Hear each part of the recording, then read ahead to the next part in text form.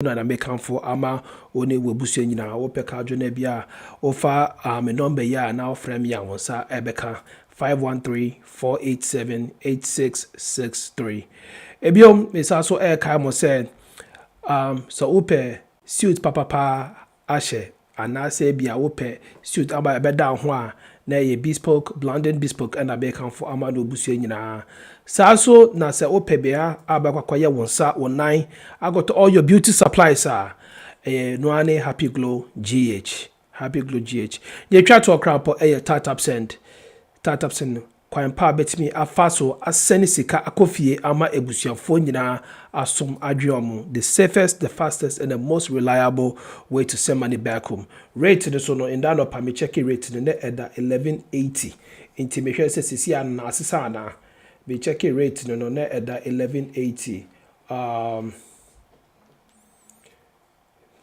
sisi rate no ewo with the $1 shema a delivery 80 now still into no Mr. Sending Sika Coffee by December and year no one sending in them now say Ghana buying started say or more my economy now you better for them now. Guess what? Rating the baba form ABC last year more money from December 1st to December 8th a drop here drastically. So if you have to send money, this is the time to send money. Now we'll send Sika Coffee from say first time I was sending out the promo code Nishim HRE and I say be a PKR ubenya $15 on your first transaction. Pepacho yenya nisa na enyefe. So why so de da ene bodero ni kira wonu yanom ene wadofo enyina. Sabre ye beka ko Fred Director David na fe de wo maye any update wo ho bia for Startup Send. Na ye wi a your friend lawyer Antoinette Sophie na afidi ono so e de insem de na wo na abrand day. Director ye ma kwa ba eba dwumede so. Director, before you proceed, may echo now. Am I echoing? Am I echoing? Okay, so perfect. Okay, thank you.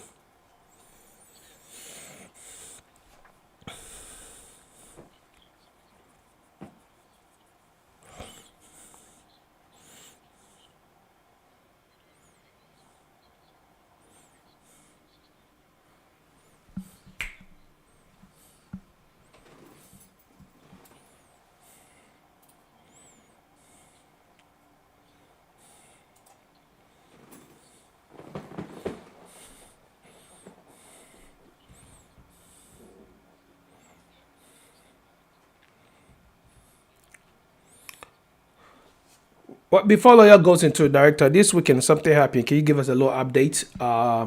What happened this weekend? I think if your phone, no, we're not talking about the weather. You know exactly what I'm talking about.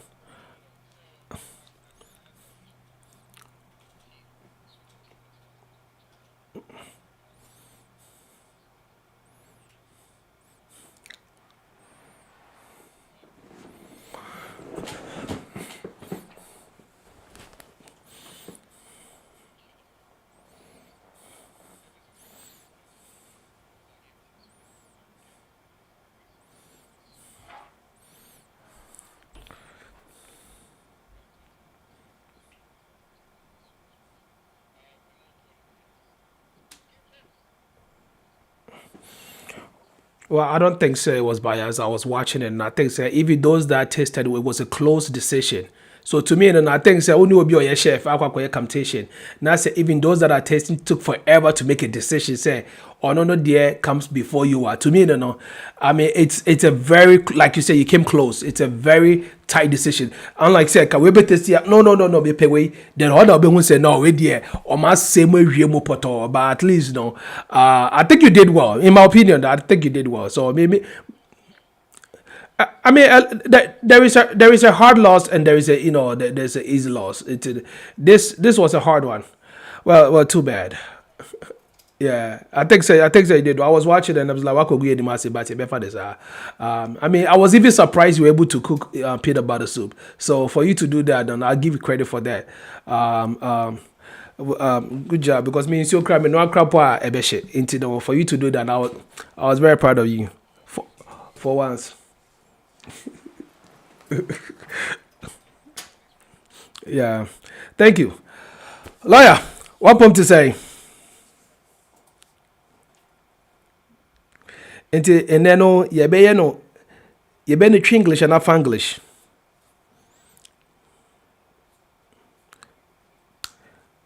Ah, ɛne ɛnyɛ ne fa English ɛ. Malame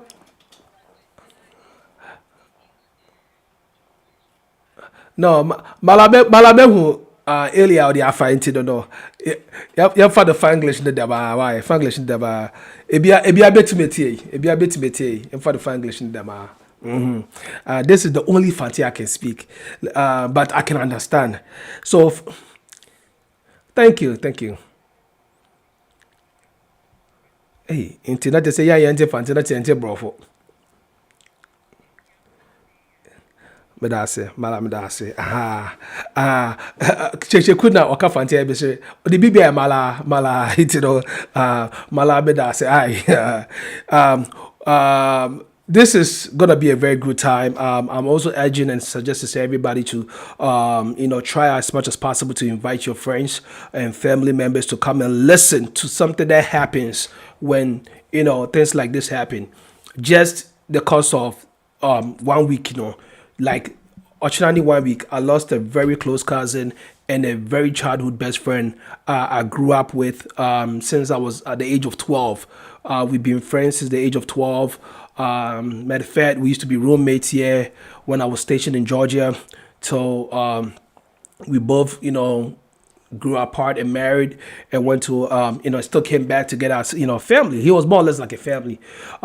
So one thing I want to say, they said, whether he did it well or not, I don't know. Whether both here and as a Ghana, meaning make cousin banner so no, I don't know. I don't know did they have a family on their own. But my friend did have a wife and a child, So the point that I want to make then they said this topic, it hits home. And the funny thing is I sent it to him, and I forgot say me send Yamano on Tiasi and I send Yamano on yesterday.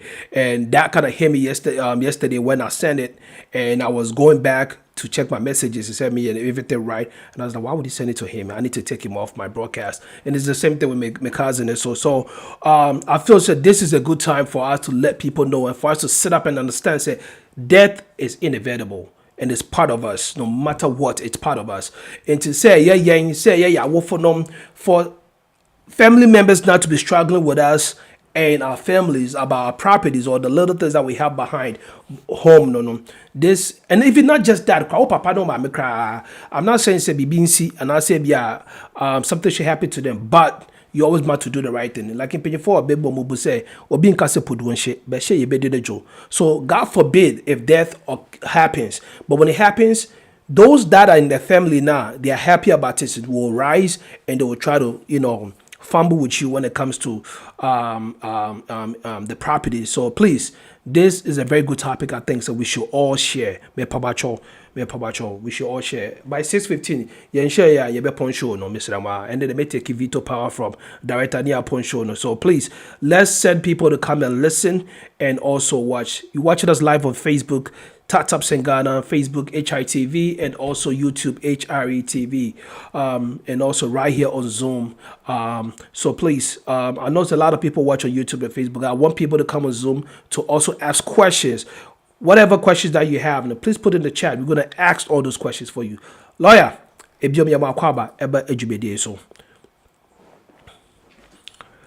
so how do you say your name? Is it Esifi? And I say Esifie?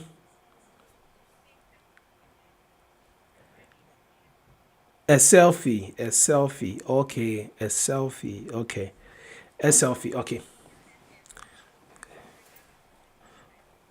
selfie, okay, cool. And where is this name from? Gomo, if you go me, I don't go. Until a minute for action for Bessia, and action for Bessia is short pon, yeah. Okay. Exactly. Me na the and sima busia for no. I sima araba sima busia for no. Ono na the papa di hine well me na. All right. So Esquire, when we say so obi Esquire, as in saying. Is every lawyer a squad? And I say a specific lawyer is a former squad.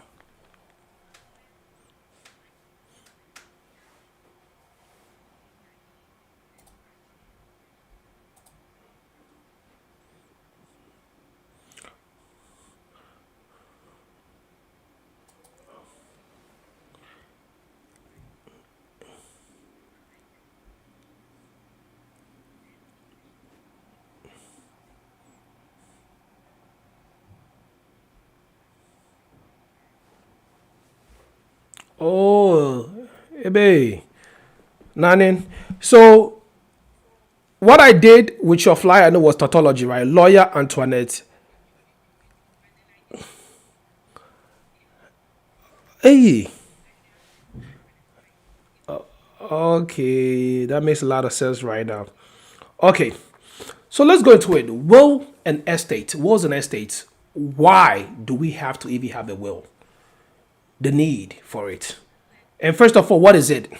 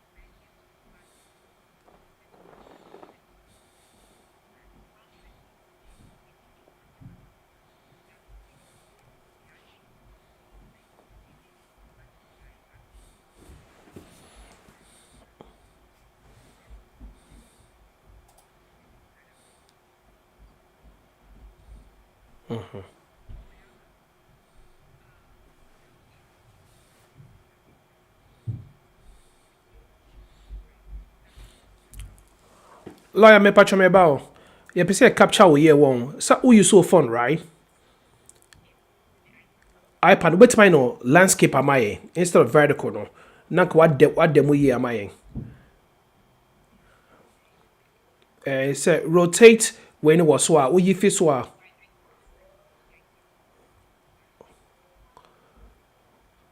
o swipe it cut down kakra but so be you rotate lock nefi so na fe there. Oh yeah, then it will just give you a full way, no. No problem.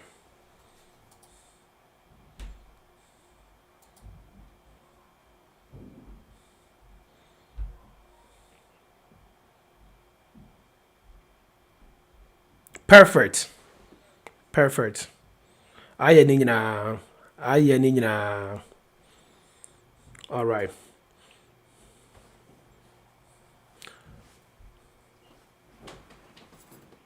Those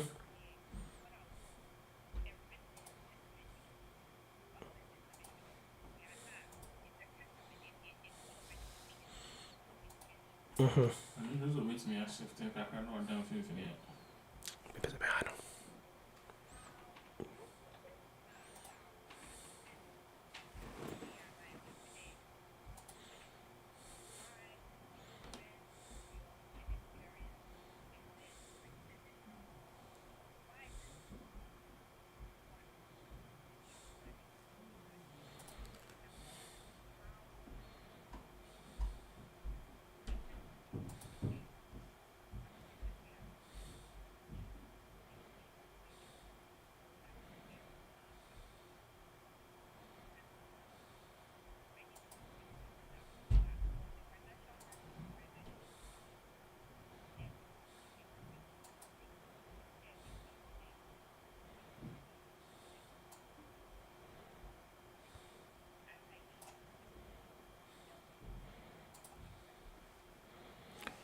Yes, please.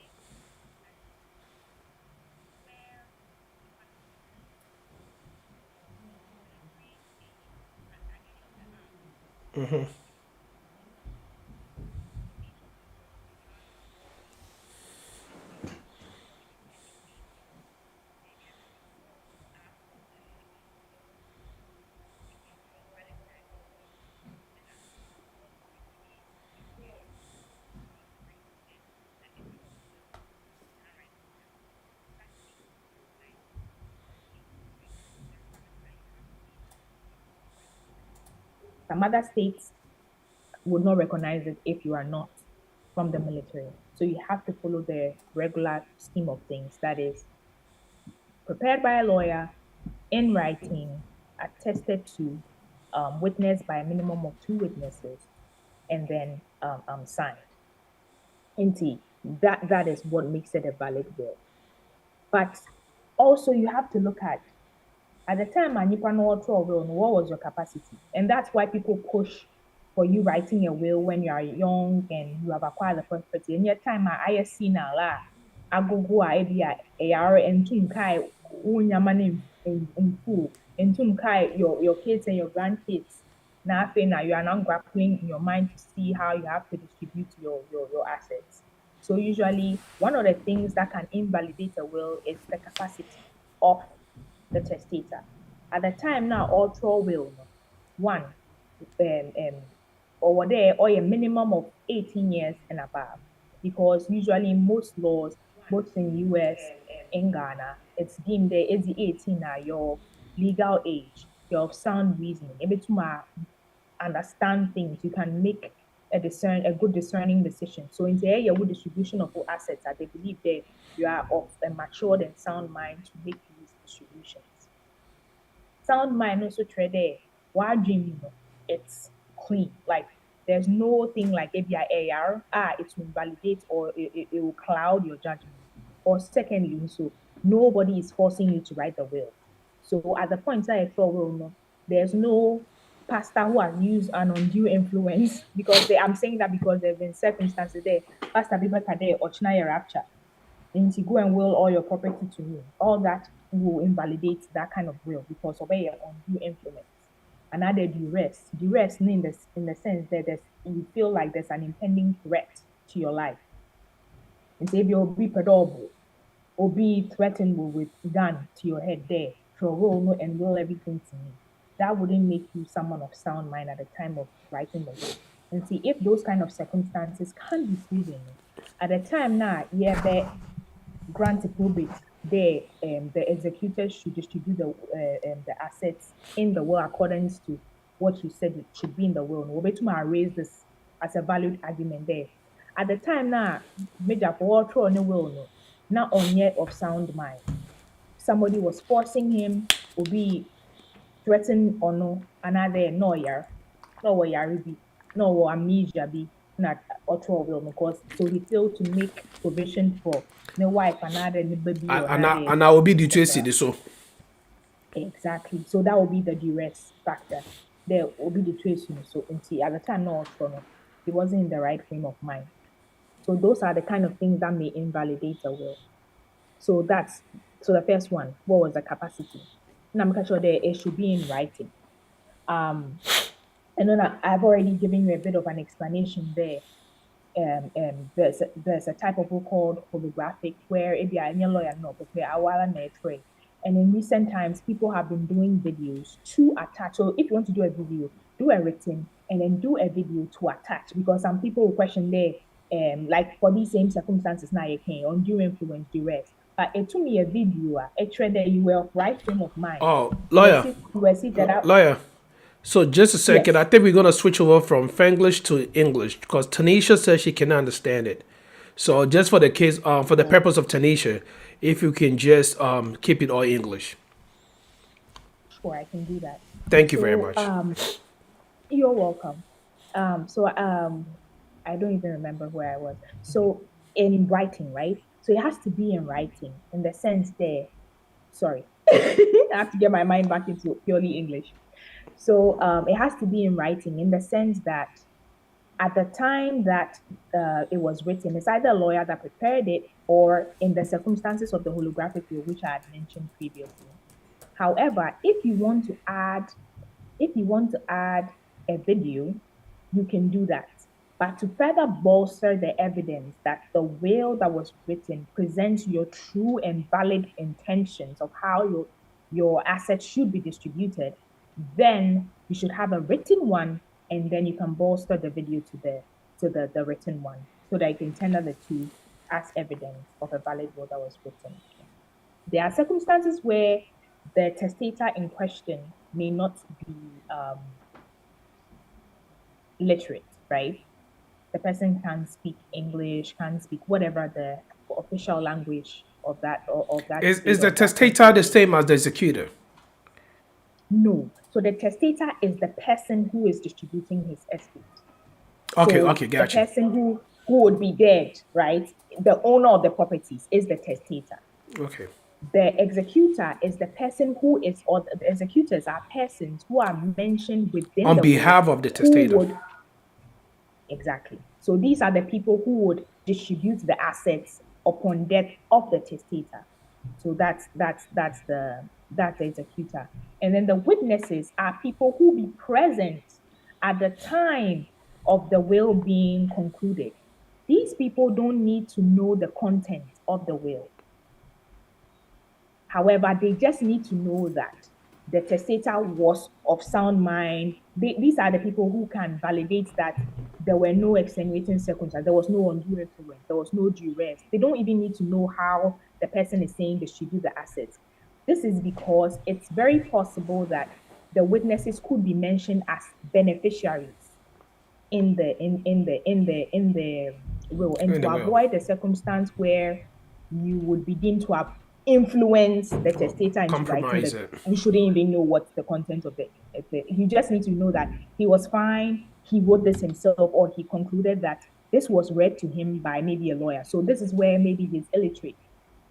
And then the person the lawyer prepares it, reads it to the person, explains it in the language that he would best understand, and the testator acknowledges that, yes, this is indeed my true intentions. He signs, and then the witnesses also sign, acknowledging that one, they were present at the time that the will was written or the will was read to the testator, and then they confirm that he did this, or he distributed his assets based on his own free will and volition, and not by any undue influence, duress, or any extenuating circumstance. So that's who a witness is. And then, I mean, I was going to executor, which we've already touched on. So these are people who would administer the will upon the death of the testator. So a couple of things that I also want to note about wills. Wills are deemed to be what we call ambulatory. Ambulatory means that the will takes effect after the death of the testator. So we know this. If I'm ever invited again, what I can do is I can talk to you about what you can do if you want something to be distributed or held. So that's where trust will come into place. A trust can take place or can take into effect even when you're alive. However, a will takes into effect upon the death of the testator. That is when it becomes active. So it's ambulatory also because it can cover assets that you didn't even acquire at the time of writing the will. So we would have something we call a residual clause when we are drafting it in the will to cover assets that you may not even know you have.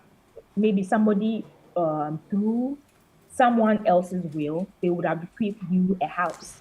And at the time you were writing your will, you did not even know you had that house. But there's a residual clause that says that upon my death, all other maybe assets that I may not know of would be going to my children.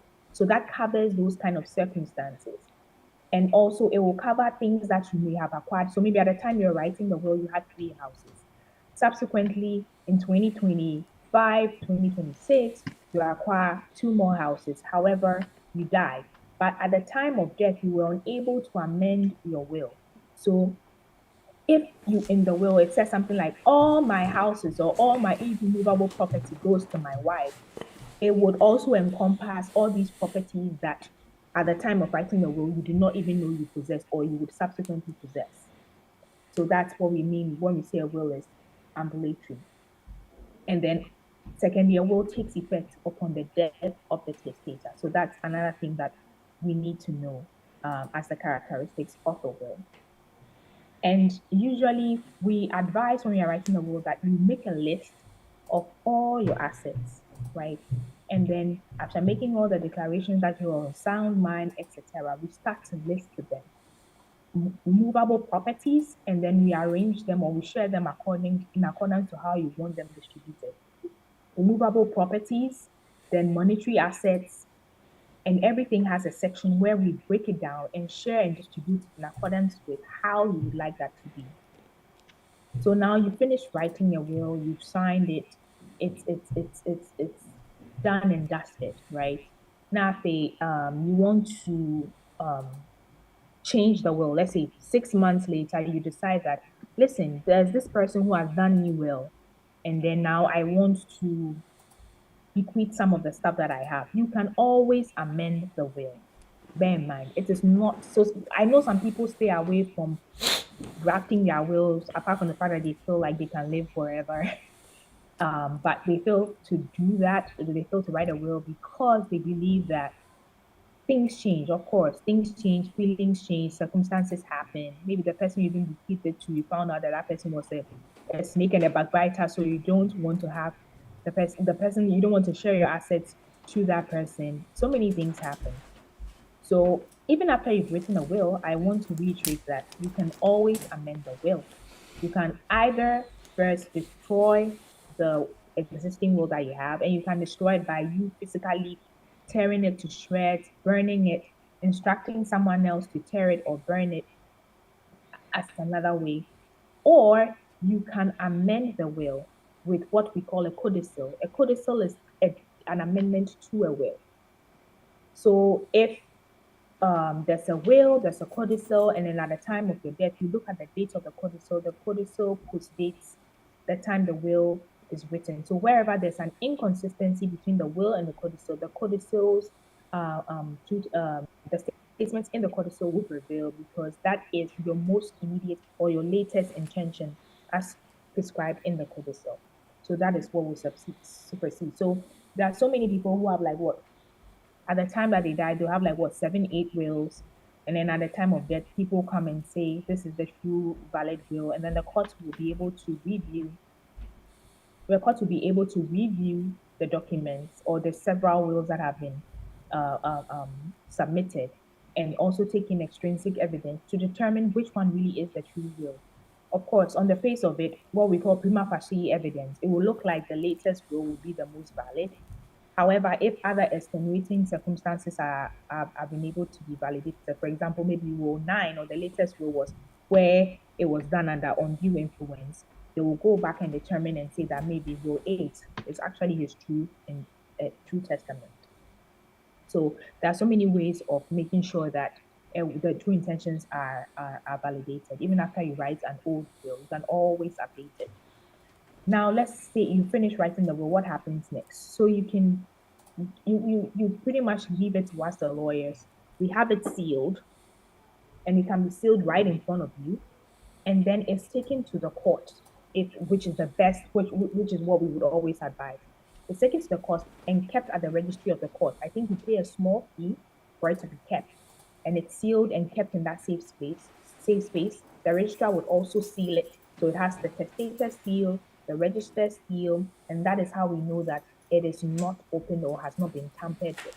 And see, if somebody was to come with a will and then it looks like the seal has been broken or has been tampered with, right there and then it pulls into question the validity of that will. So that's why it's best to keep your will in the court. When a person dies within 14 days, it's best that you you write a letter to the court letting them know that this person is dead or is now deceased. Usually, what you would then uh, uh, um, tender also as evidence is proof of death, maybe burial permit, death certificate showing that this person really is no longer alive. And so that triggers the reading of the will. Sometimes it's done in the courts. It can be a small ceremony where everybody comes around, the will is opened, and then the reading is done. So in the will reading, that is where you know who the executors are. Remember, I said earlier, the executors are the people who actually administer the distribution of the testator's assets upon his death. So they become they are acting in capacity for the testator because the testator is no longer alive. Usually there are two of them, so that there's not going to be any bias. So if you give it to one person, the likelihood of maybe the devil or greed taking over is high. So they usually name two or more people so that everybody is each other's keeper in ensuring that the estate is administered in accordance with how the testator wants that to be done. So bear in mind that if at the time of death the testator owed people, etc., they have to make sure that all that is paid off. But before they can actually start getting their hands dirty into the assets of the testator, once they are named, they actually have to apply for probate. That's where probate comes in. They apply for probate. So it's basically an application stating that we were named as the executors by the testator. We deem that this is a valid will. We are swearing, and in that they swear an oath saying that they are going to administer the estate in all fairness, and then they are going to distribute the estate in accordance with how the testator wanted his asset to be distributed. And then also submitting evidence, like I said, evidence like the death certificate, the burial permit, and then also trying to show proof that the whole family or the family members are aware of this thing that is going on. So sometimes there are also extra applications or affidavits added to it where family members are attesting to the fact that they are in the know, that these people have been named as executors in the will reading, and then they are in full support. They believe that they can administer the will, blah, blah, blah, all the good stuff. And that motion is moved before the court. And then the court will look at the totality of evidence that has been submitted and the applications as well as the affidavits in copy and make that decision that yes, the probate has been granted. So this is where the executors have agreed to administer the estate of the testator. But there actually are some circumstances where the executors are like, nope, I'm not doing this. Maybe this is too much work, there's too much stress. I'm not doing this. So in that circumstance, they would renounce the probate. They will go to the court and tell them that they want to renounce the probate. They do not want to be named as the executors. So in that circumstance, the court would appoint someone to administer the estate because they believe that it will be better administered independently and in all fairness when it's someone else that has been court appointed. And usually that's like the administrator general who would help in the administration of the estate. So this person will make sure that all all debt is paid off, and then he follows the administration of the will in accordance to what the true intentions of the testator is in the will. So that is also has been established. There are circumstances where, okay, so yeah, I spoke about the renouncing of the will. So there are circumstances where someone may say that, listen, I know that um, he wrote the will, I know a will has been read, blah, blah, blah, but I believe that this is not the true intentions of the will. This is where a will is being contested. So we hear that a lot of times. Some people say, yes, I know that my uncle wrote this, I know he had a will, blah, blah, blah, but I believe that this is not a valid will because they have to establish one of the following things. At the time the testator was writing the will, he was not of sound mind. Two, even after the writing of the will, they believe that the will has been tampered with. So you are believing that, okay, he wrote his true intentions, but what is being read to us today is not what the testator said on that day because for some way, in some reason or the other, the will has been fictitiously amended to I guess divulge certain properties to people who the testator did not intend to do so to, because there are certain circumstances where wills will not be submitted in the court. Some people may be told to keep the will in a safe place. It's not automatically invalidated. However, if you can prove, once you hear of the death of the person, right, you have 14 days to submit that will in court so as to render the will still valid. You have 14 days to submit it and then go through the same process that I previously explained. Having there be a hearing and then the will is read, blah, blah, blah. And then you can apply for probate, blah, blah, blah. But there could be circumstances where, I mean, after 14 days, you don't submit it. There are just some few technicalities. And because of that, members of the family are like, no, this will has been tampered with. It is not a valid and true intention of the testator. So that's also another instance where someone might contend the will. And then third, there are certain circumstances where a person's will would say that you know that this person has a wife and kids, but the person decides to bequeath everything to like his family members, to a nephew, to a niece, which is something, or a maid who took care of him or her during the last days. We've seen a lot of that. People being able to come into a lot of money because during the last days, the very rich person had no family taking care of him or her. And then because of that, he bequeathed everything to a total stranger, in quotes, as the family would say. All that is still a valid will. But if you are contesting that the validity of such a will, you have to prove things like at the time that you were alive or at the time that the testator was alive, you were someone who was reasonably taken care of by the testator. So he pays your fees, he takes care of you or she provides you with money, take care of your upkeep. And so there's going to be some unreasonable hardship for you if the intentions of the testator is led to stand. So there have been so many cases where they either won or they either lost. There was a case where the family, the wife and kids took the matter to court saying that the testator died and did not leave them with anything and rather bequeathed everything, like about, I think that the testator had about like 16 houses, bequeathed everything to his Oh, nieces and wow. nephews, left wife and kids with nothing. And so they were like, this is outrageous. But then in that instance, the court said it is not outrageous because there's proof to show that the testator, the extrinsic evidence was led to show that the testator had made several complaints about the wife and the children and how they didn't take care of him or her, right? And also led evidence to show that even when he was alive, he had sort of like cut ties with them and wasn't taking care of them. So they could not establish that unreasonable hardship because they were living life very well without the testator's funds. So it's not now that the testator is dead and he has gone on to distribute his wealth with his nieces for his nieces and nephews that I come to say are going to endure some unreasonable hardships.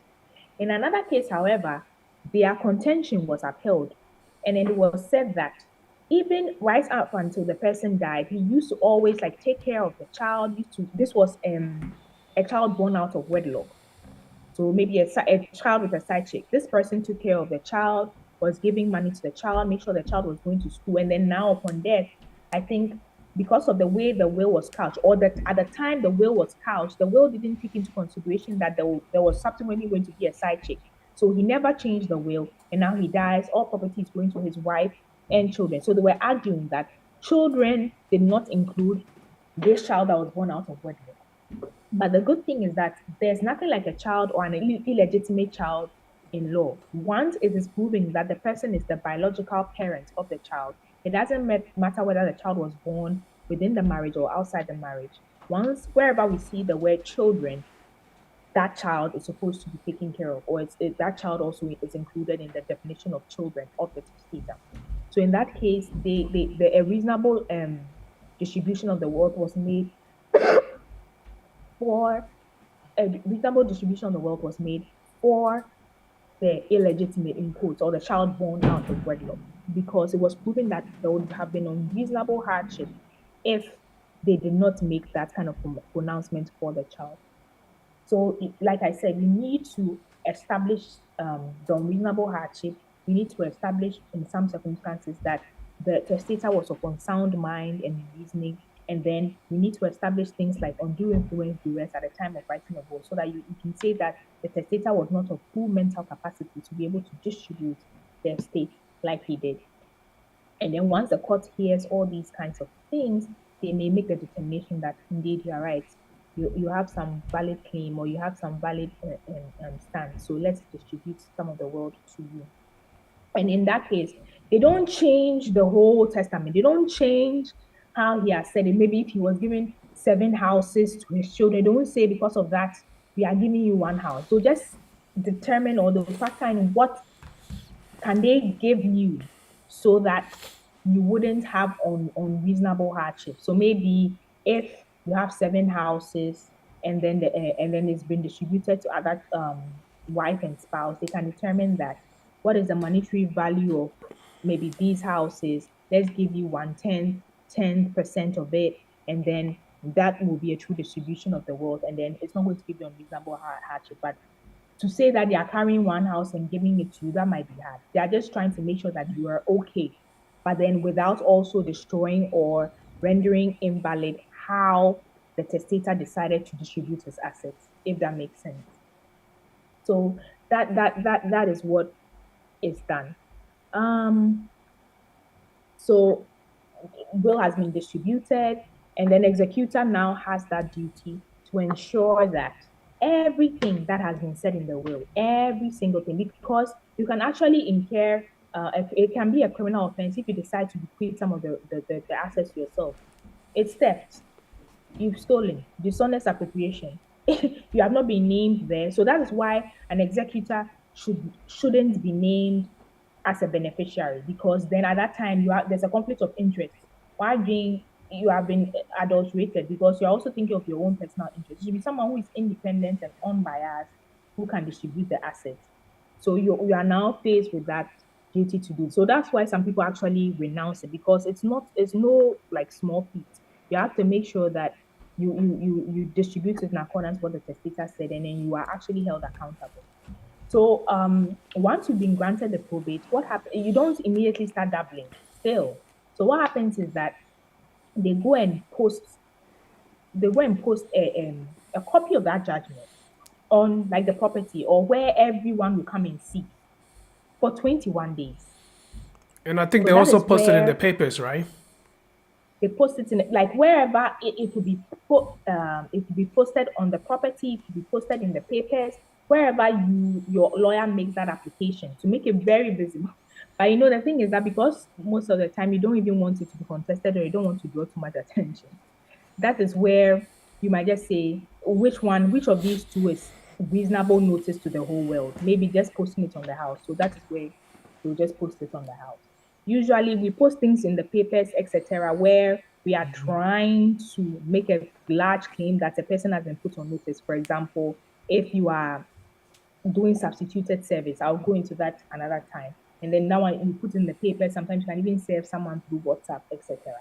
But here people just prefer to put it on the house because you're actually praying we're actually praying and hoping that nobody will contest it so that we can just quickly go with the distribution of the assets. So so then it's posted either on the building or in the papers, wherever we can the court will rule that it should be on due notice and for 21 days. So within that 21 days upon the date from the date of getting the judgment, someone can still contest this will. And that's where you file something we call a caveat. A caveat is a Latin term for a warning, just letting people be put on notice that I'm coming to contest. That's where you are going to. I'm coming to contest. Is it the same I caveat we use believe in our daily English? Oh, yes. so the Caveat is lawyers, the actually a lawyers, Latin. the lawyers stole that word, or we stole that word from the lawyers.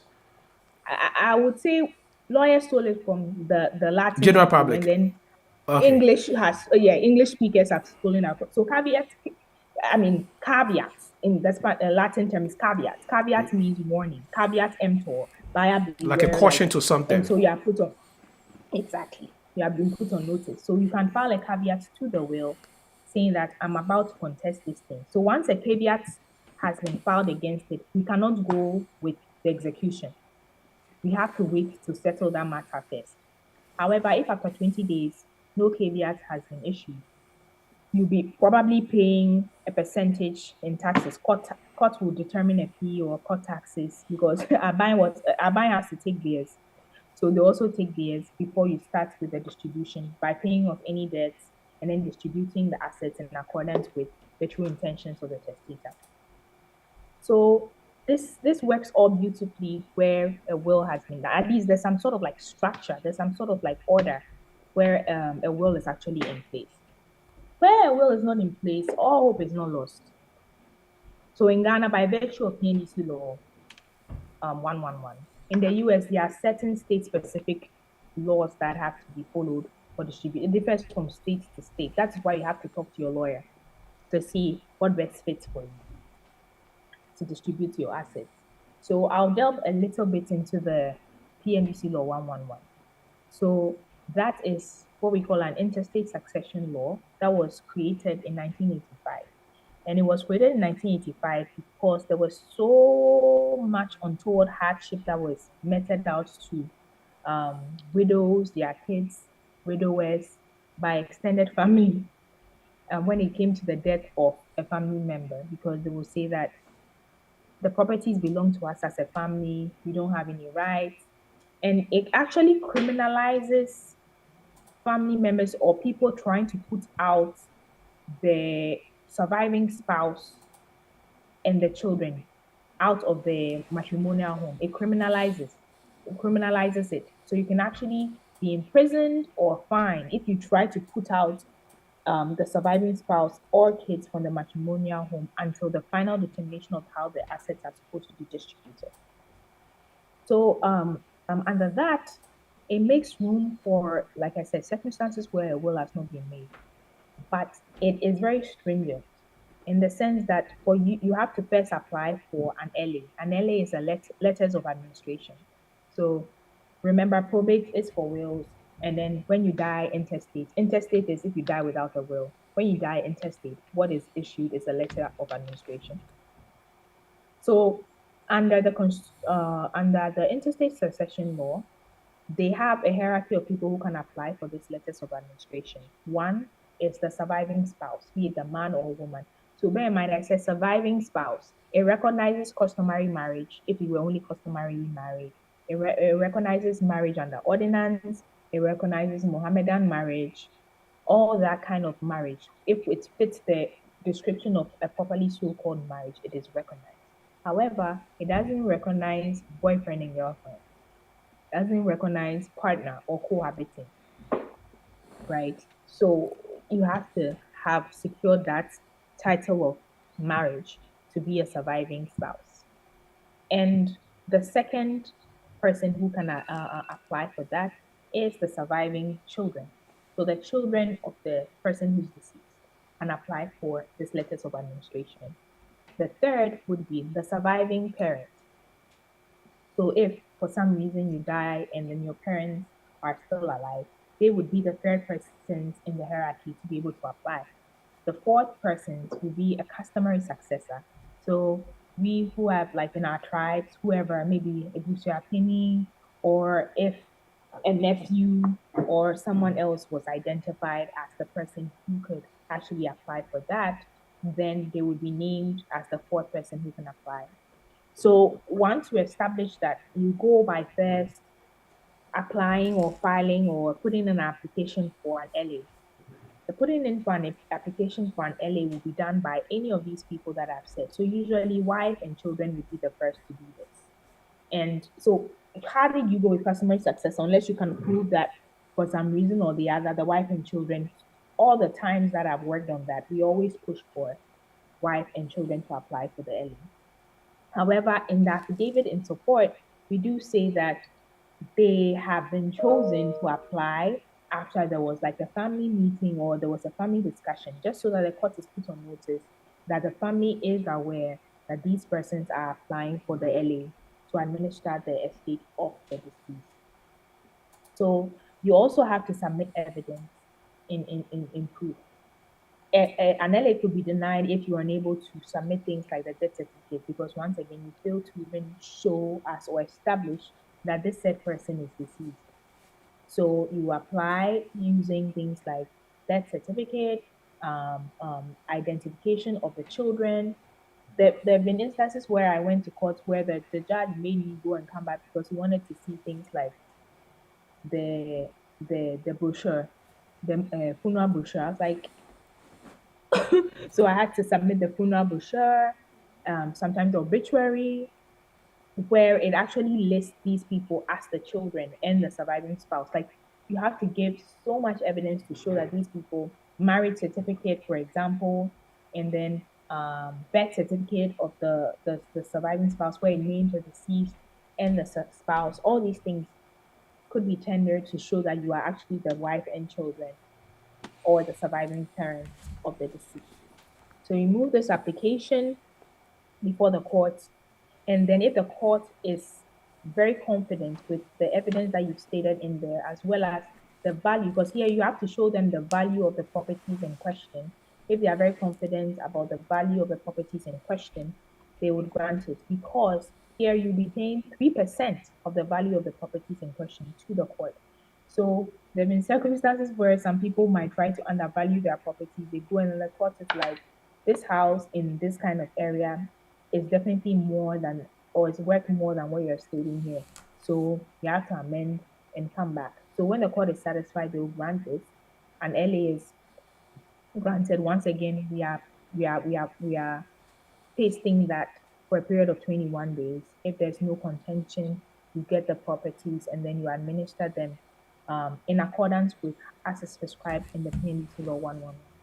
In the PNDC Law 111, it would say that 3/16 of the value of your property goes to your wife. 9/16 of the value of your property goes to your surviving children.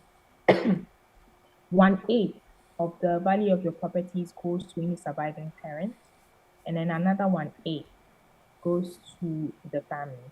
So that's how they distribute it. So your wife and children still get the bulk share. If you only had one home, it's going to go to the wife, and so the wife and the children will hold the property together, and then family cannot lay any claim to that kind of property. So if you want to have your properties distributed in accordance with how the law would want it to be done, And also with different states and their laws being very different, laws or properties are distributed very differently. So it is always best to your hold your destiny in your hands and get those properties, and then clean up, make sure that your heritage is left in a good state by making sure that you actually write the true intentions in a will, so that it is distributed in accordance with how you want it to be shared or how you want your properties to be shared. So I think this pretty much sums up the will, the process of getting a will, contesting a will, dying without a will, and then the importance of the will and what actually is a true and valid will. All If right. you definitely want to get into the nuances, you should definitely speak to a lawyer, like I said, to help you draft, to help you better understand what, I guess, laws will specifically apply to you as a person. All right. That is awesome. That is so great. Man, I can't even break it down how detailed this was. It's a But lot. before we open up the platform for everybody to ask the questions, I have three questions for you. So, question number Okay. one is coming from me. So, you did talk about the fact that if the testator does not want the will anymore, they can rip it apart. So, what if I have a copy, my lawyer has a copy, the court has a copy, and I rip the one that I have? It doesn't mean anything. The one with my lawyer and the court is still valid. So do I have to rip all three Exactly. of them? You have to rip all So copies yes, made. you have to recall all of them and rip all of them. If you know you made three copies, rip all the three, not just one. Ripping Okay. just one doesn't invalidate the other two. So So rip you all can of them, fake recall family all of members them. by ripping one in front of them, making them think this is it.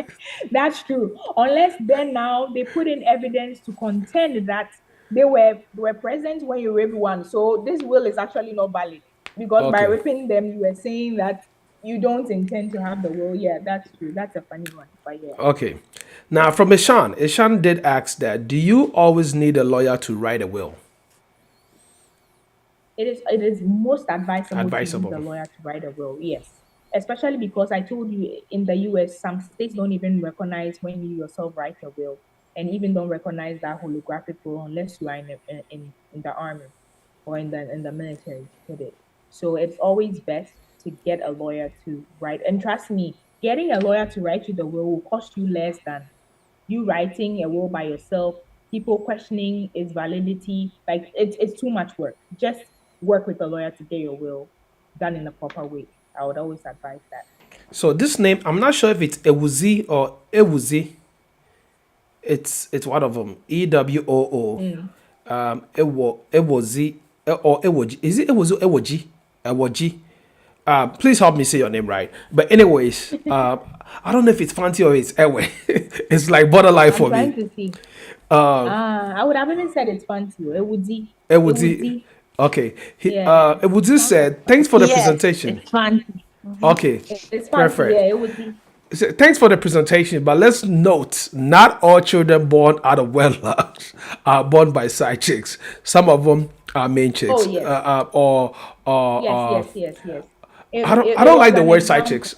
Yes, but anyways, it was well noted. Thank you very much for the correction, Sir Well Win. noted. And like I said, to reiterate what I said, there's nothing like an illegitimate child.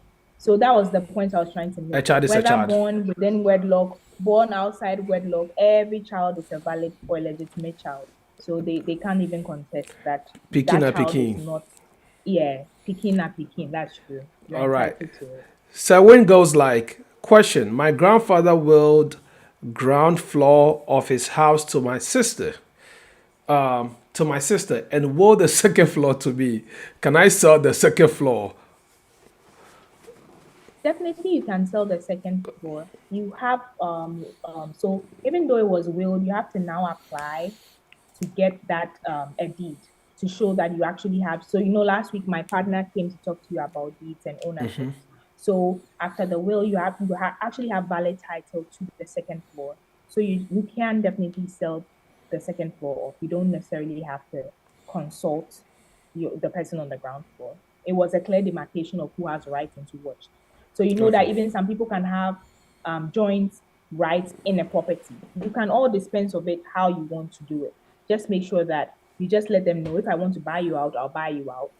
Because you can just give that kind of notice to the person on the ground floor, hey, I want to sell it. I'm selling it for this value. If you want to buy me out, sure, buy me out. If not, I'm selling it to this person. You can just, out of courtesy, have that kind of discussion with the person.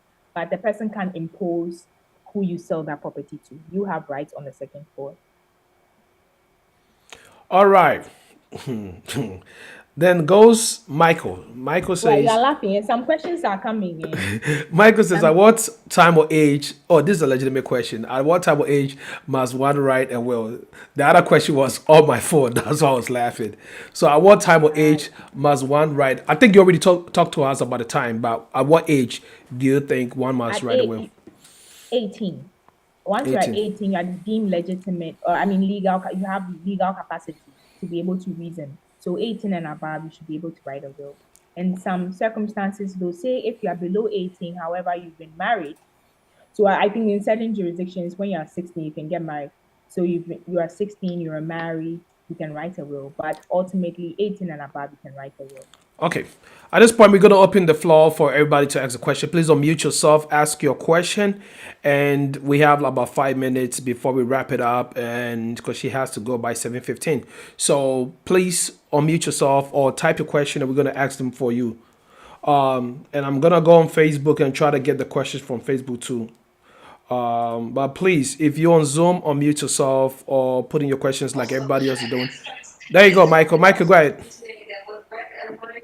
Yes, I just asked the question about the time and age to do the role. But then another question is, she did answer the other one, so let me ask this question. Okay, when you have um, when you have three kids, right, with different mothers, must some of the role you do must some go to the mothers, or it's for the kids?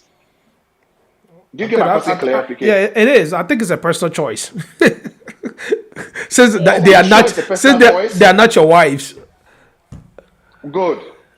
So with the kids, fine, 100%, you got to want something for them, right?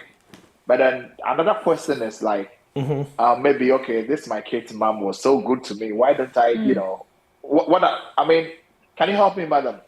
Yeah, I think So she that's did what say I'm that, saying. but I'll let her explain. Yeah, I was just gonna say that's where a will is perfect, because you can determine your true intentions there. So just like you said, this woman was great to me. She's not my legitimate wife at the time I was making the will. However, I want to give her something. You can do that as long as there is no question as to your mental capacity. Like I said, you're of sound mind, you're of 18 and above. You can distribute your assets as much as you want. The only issue is where you don't leave a will. And then now we have to determine who is the legitimate wife. So in that circumstance, the woman who you have a baby with at the time of your death isn't your wife. So she's not going to get anything. It is your legitimate wife who maybe for some reason, let's say at that time, she wasn't even really great to you. But on paper, she is your wife. She is getting that percentage of your property. And the one who was actually good to you, because she was not your wife, properly so called, she wouldn't get anything. But when you write a Good, will, you take control of how your assets will be distributed. So that's up to you to determine. good. Quick one. That's last one. I'll not go again. Um, must you be alive before you can show your will, or you must not be alive? I think that's I what she don't said. get that question. Ambulatory. When you were talking about the, Ambulatory. yeah, it's Yeah. It takes effect after Like you die. if I'm alive and I have properties I want to, like distribute to my kids, Right. yes, I can do it, right? But then Yes. do you get my question? My I question, think I'm not getting it clear though, but lawyer. I So think are you what he's trying saying to ask is, okay? can can the kids inherit the will whilst he's the property alive? whilst I'm alive. Whilst you're Good. alive? No, that's Sure. why I said it's ambulatory. It becomes effective after you die. So that's why I'm saying that if Oh. giving another chance, I can talk about the trust. You can create a trust Oh. where certain conditions might be established. So you can set up a trust and say, when my kids turn 21, they inherit these houses. So you're alive when they are 21, but at 21, they begin to inherit those houses because of the trust. But a will only takes effect after you die. So is this two different things here? Yes, a trust is different from a will. Hey, this thing must be. So, I think Michael, this Michael, Yes, yes, okay. based on the way the thing is going, I think we'll probably have to treat trust next week. Lawyer, is that possible for you to do trust for us next week so that we can get Because Highly this unlikely, topic, but I can come and do you see, trust one of these. this topic, Michael? right? Michael, hold on. Michael, hold Yeah. on. Michael, hold on. Michael, hold on. What was you saying, lawyer?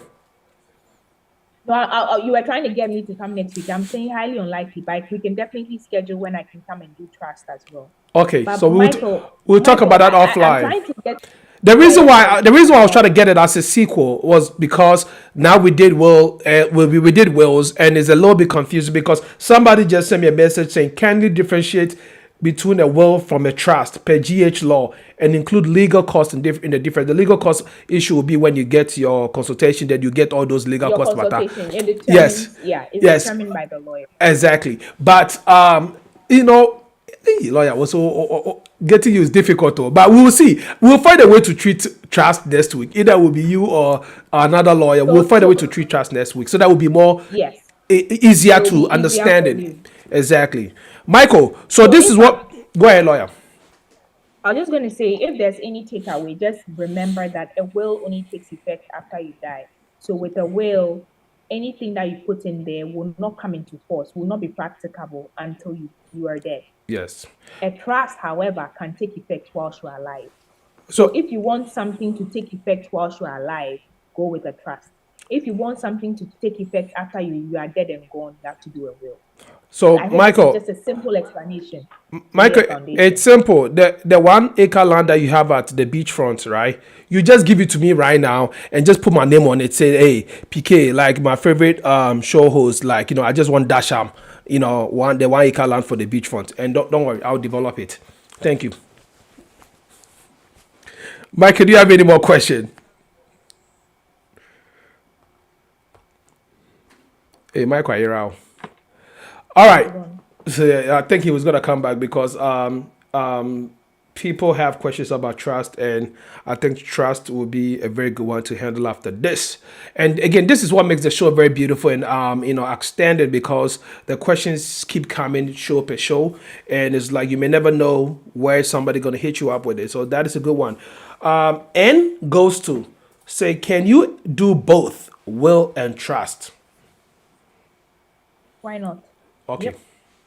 See. But it won't be on the same property, right? I think those will be more Exactly what I was detailed gonna when we say. do the trust. You can say, hey, I'm giving my beachfront property to Nana Lord. Then at the same time, I'm trusting that to somebody else. Or maybe, hey, and it'll be confusing. So let's say if I trust that to you, right? And I will it to Nana Lord.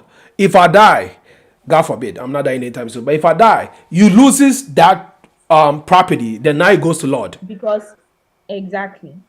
Unless after it was bequeathed to you, you now have like ownership. So ownership of the property has transferred from you. You no longer own the property by virtue of the trust you created. You bequeath your interest to me.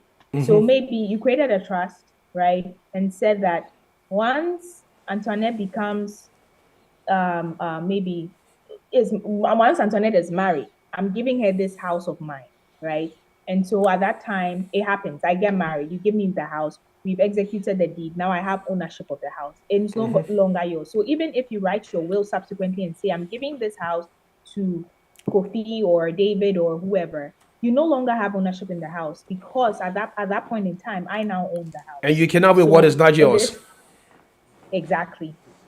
Beautiful. Memo that called non-habit. You cannot give what you do not have. So what is the Latin at word? that point, Nemo. Oh, Nemo, they're not meaning the bubble. Nemo.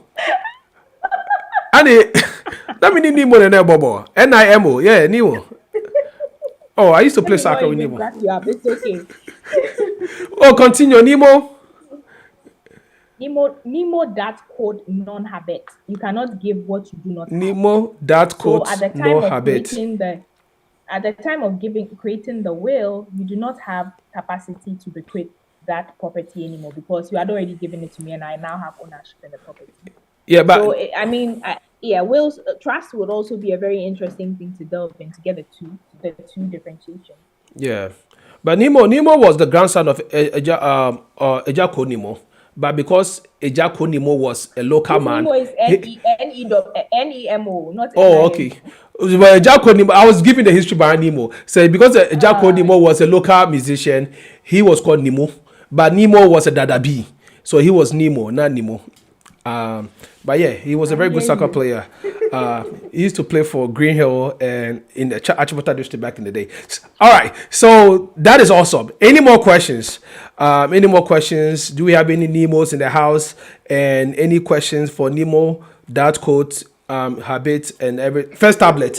First tablet says, how many times can one make changes to his will? As many as As possible. many times as you want. As many as you want.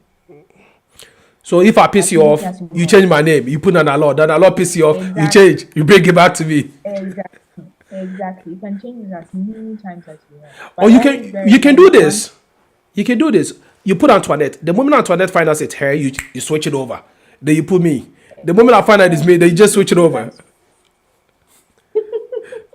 You can do it. You can do whatever you want as long as you are alive. Just know that the last one that was valid at the time of death is what will prevail. Okay. Lawyer, I know your time is up, but we have one more hands up. If you don't mind taking that before you leave. Sure. Oba, Fine. unmute yourself and close us with the questions. So I just wanted advice regarding trust and real estate. What is your recommendation when it comes to someone owning a property? Is it advisable to put the property in a trust? And once it's in a trust,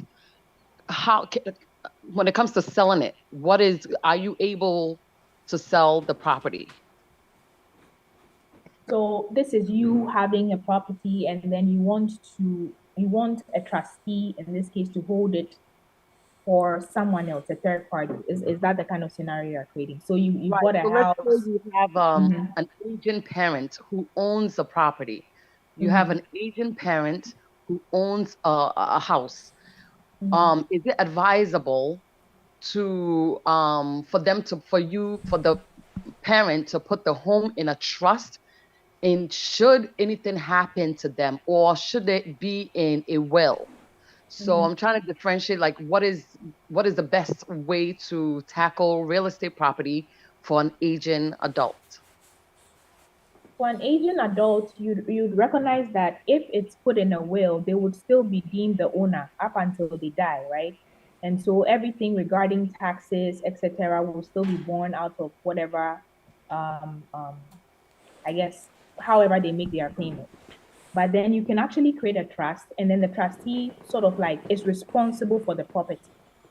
And so therefore all the payments, etc., regarding the property is done by the person who is the trustee. And then upon death or whatever, upon the condition that would bequeath that property to the beneficiary sufficing, then the beneficiary become the full owner. So let me explain a trust in this way. A trust has three people that you have to be noteful of. The person creating the trust, and then there's the trustee, whether it's another individual who is holding the property in trust or in confidence or holding it for the beneficiary, who would be you.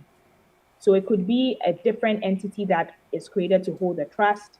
And then it means that whatever has to do with taxes, payments, taking care of the house, because it's an aging parent, the trustee will take care of that. And then maybe it's bequeathed to you upon the death of the aging parent. So up until that time, the aging parent is fine. Everything regarding the house is handled by the trustee. Beneficiary is fine. You don't have to worry your head. Maybe you are always just receiving a certain amount of money from the maintenance of the real estate because maybe it's being used for Airbnb or whatever. It's generating income for you. All you care about is that at the end of every month, you're getting something from it. The trustee's taking care of it. Your aging parent is also at rest. They don't have to take care of managing the property. And upon death, then the real estate property becomes yours. Then you become the owner of the property, and then you have to deal with it. A will, however, would still be in the name of the aging parent. This aging parent, on paper, would still have to be taking care of everything that has to do with the property because, properly so called, it is still theirs until they die. So that's the difference. It is still theirs until they die. They still have to manage it. They still have to care for it. You might not be benefiting from it except whatever they deem fit to give you. And then until they die, then it just transfers to you. So to advise what works best, it has to be on a case by case basis. Like I always say, always lawyers will say it depends. I would have to take you on the back end to like really delve into the circumstances regarding that kind of set of facts and to be able to determine what works best. But because you're saying aging parent, in this circumstance, I could say a trust would be best so that someone else will manage it. And then so that the aging parent is at rest, you, the beneficiary, is at rest. You might just be getting what you need to get from the trust. And then upon their death or whatever condition has to be established, then you can get the property in question. A will, on the other hand, will lead them to still be taking care of the property, still handling everything regarding the property, and it only passes to you upon their death. All So right. thank you so much for the clarification. So what you're saying is that a trustee can also be the same trustee can also be the beneficiary. In some situations, a trustee can be a beneficiary, and in some situations, there's always a middle person who is a trustee. Okay, so now what would make a lawyer deter someone from going in the route of establishing a trust versus a will? Oba, we want to try to treat that next week.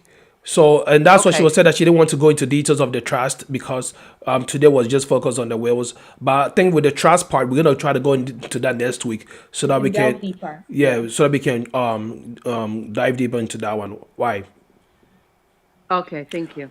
No, thank you very much, Oba. Thank you very much, lawyer. I do not want to hold you up so that next week will be a problem for you to come. So please, I know you're gonna put something together to let us know so that we can continue the trust aspect of it.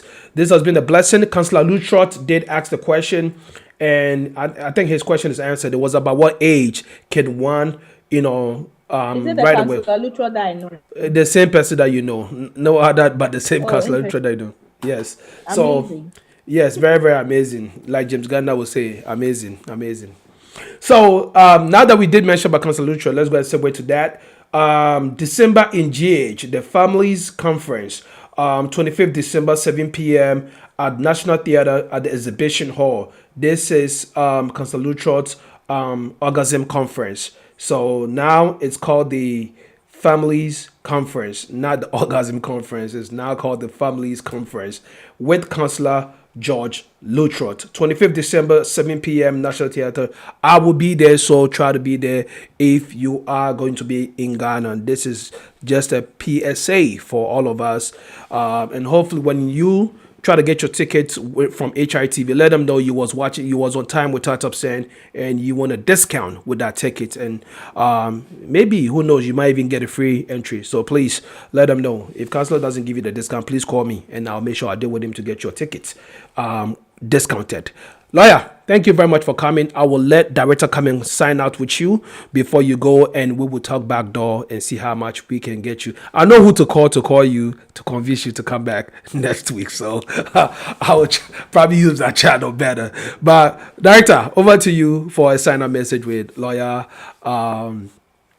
Antoinette. Thank you so much. Selfie. Thank you so much, Lawyer Antoinette. We couldn't be more grateful. The fact that on a Monday evening, you got time to come spend time with us. So clearly, everybody appreciated your input. So thank you, PK. Again, thanks for setting up. So we hope to see you again. I know you're busy, but if you can spend more time, we'd love to have you on board again. All right. Thank you so much. Thanks for having me. Thank you. God bless you for coming. All right, ladies and gentlemen, this is where we draw the curtains for our topic for today, wills and estates, with lawyer Antoinette SFE. And or you can say Antoinette SFE Esquire. And it was a beautiful time with us and with her on Time with Tata Send. And as usual, right after that, our Facebook, YouTube comes to an end, and we focus on Zoom. So I urge each and everyone to just, click on the Zoom link on Facebook. The Zoom link is there.